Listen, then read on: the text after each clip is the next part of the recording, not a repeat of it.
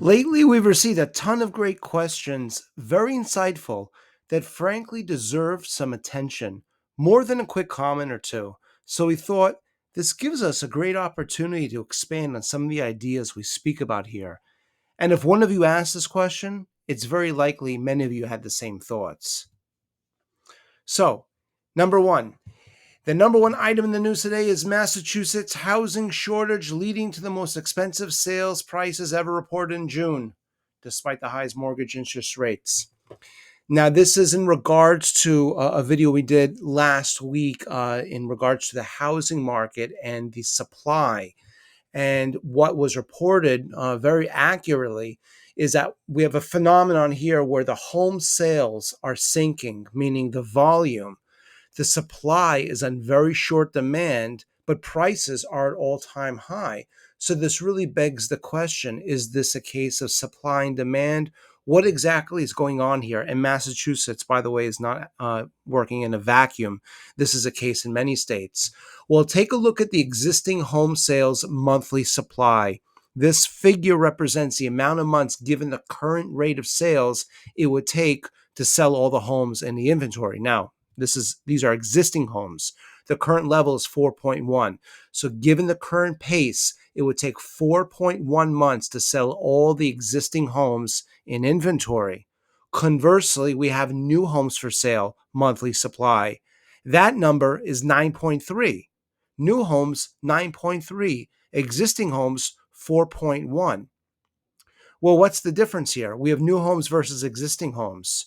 Well, new homes are built by home builders. Home builders, certainly, they do care where interest rates are, but they're not as tied to them. Their business is to build homes. They don't start doing other things when interest rates are in the wrong position. They build homes regardless.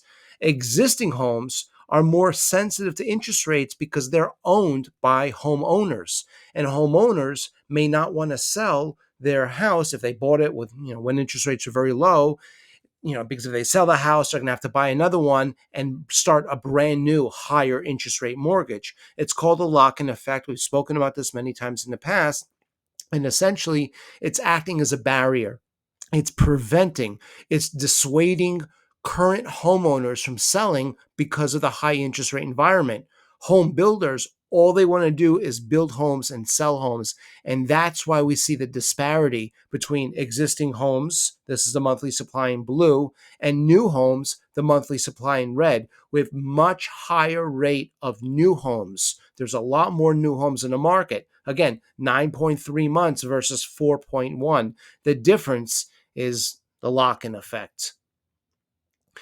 Now, why will supply go up before the crash? We're assuming we're going to have a big real estate correction, which certainly that's the popular opinion.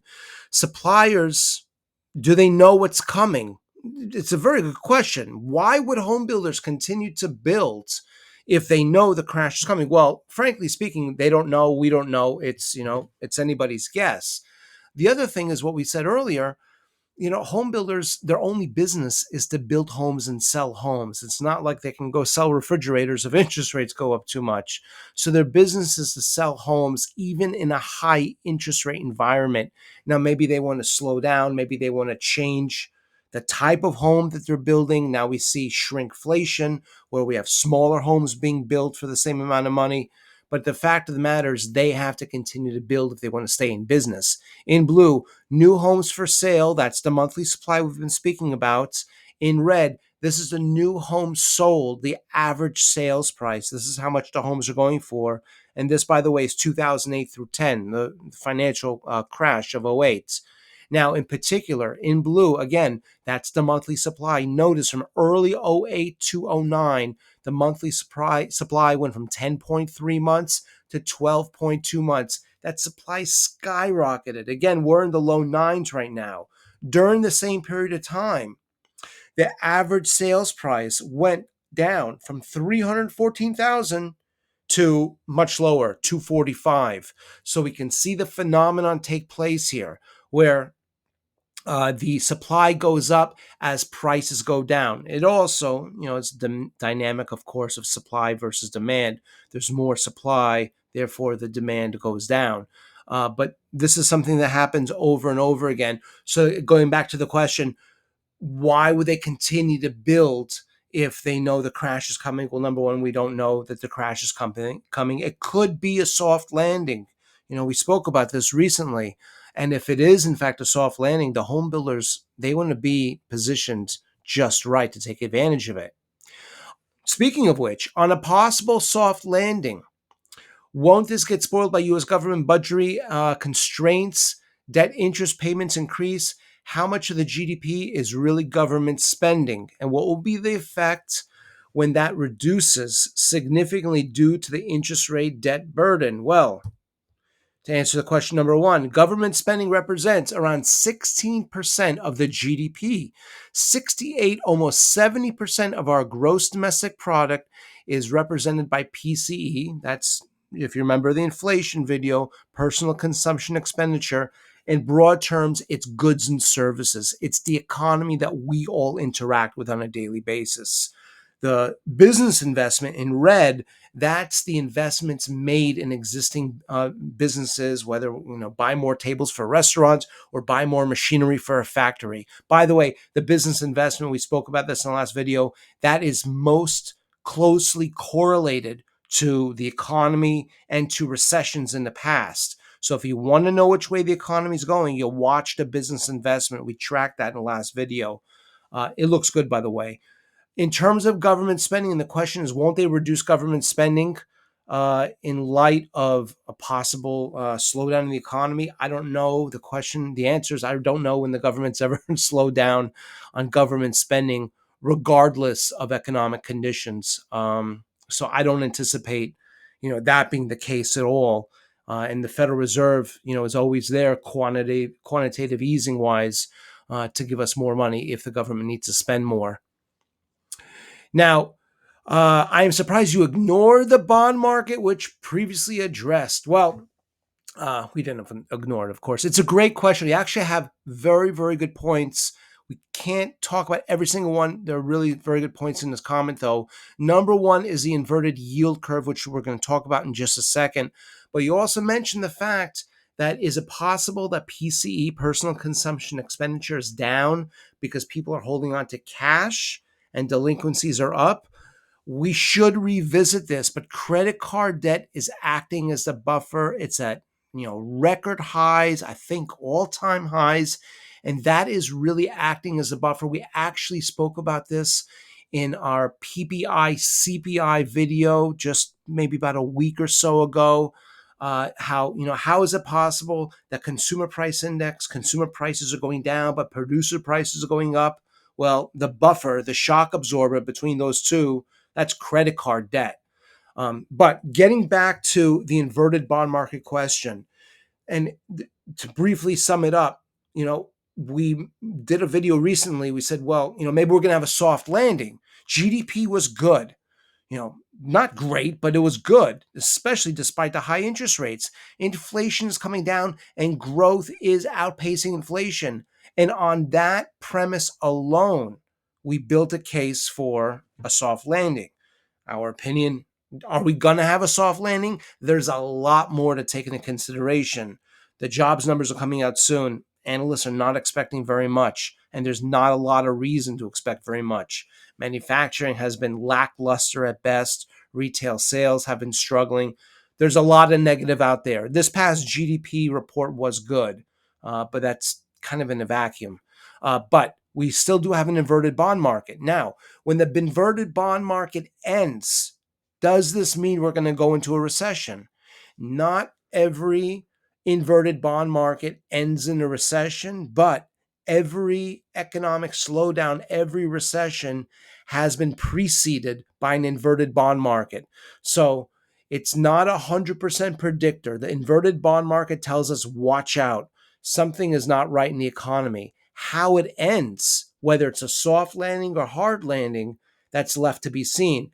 10-year bond is at 4.2%, 1-year bond 4.8%, just about a 60 basis point inversion, which is rather shallow considering we're at 150 basis points about a year ago.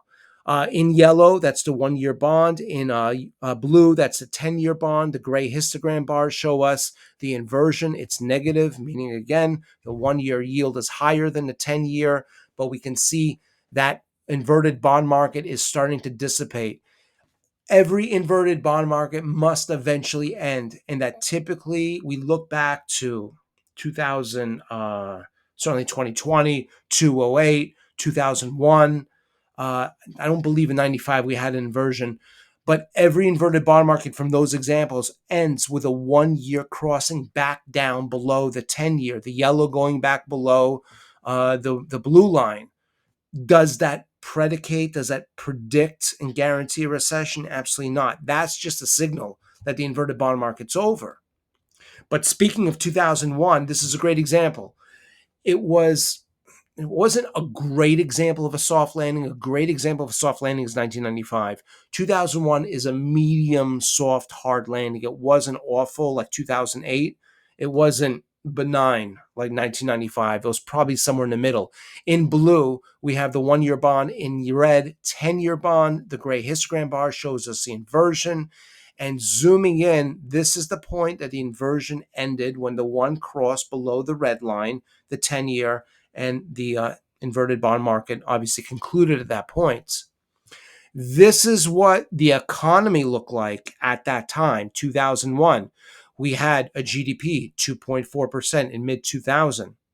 Then we had a negative quarter, negative 1.3. Then we had a positive quarter, 2.5. Then we had a negative quarter, 1.6. Then we went back positive. The textbook definition of a recession is 2 consecutive quarters of negative GDP, which we can see did not happen. It doesn't mean it was nothing, but it was a very, relatively speaking, it was a shallow turn down, so to speak. And we can see the white line, that's the Fed funds futures, and those negative GDP quarters corresponded with the Federal Reserve cutting rates, in anticipation. Now, this was following an enormous tech bubble in the 1990s. So certainly there was a lot of steam to take out of the market, but it landed medium soft, medium hard. By the way, please, if you have not already, vote on our brand new poll. Click on the community tab on our page. What type of content do you think would be most useful, especially coming up with what we see in our near-term future? We have interest rate decisions and jobs numbers, and we have a lot more going on, and we're also right smack dab in the middle of earnings season. Would you like to see bond markets and Fed futures, essentially interest rate expectations and movements of those markets? Are you more interested in macroeconomic trends, jobs, inflation, GDP, housing, etc.? Stock market trends, we don't talk a lot about. Sector analysis, the AMDs and the NVIDIAs, well, they were very strong. Now, not so much. And the interest rate sensitive stocks like the utilities and the banks are starting to fare better. Would you like to see more about that? Or is there something else that we completely haven't mentioned? And also, let us know if you like this format. Maybe, hopefully, we can become a little bit more interactive. If there's something you'd like to talk about, we'll do our best to bring it to our front page as well. We hope this has been helpful. We look forward to seeing you back soon.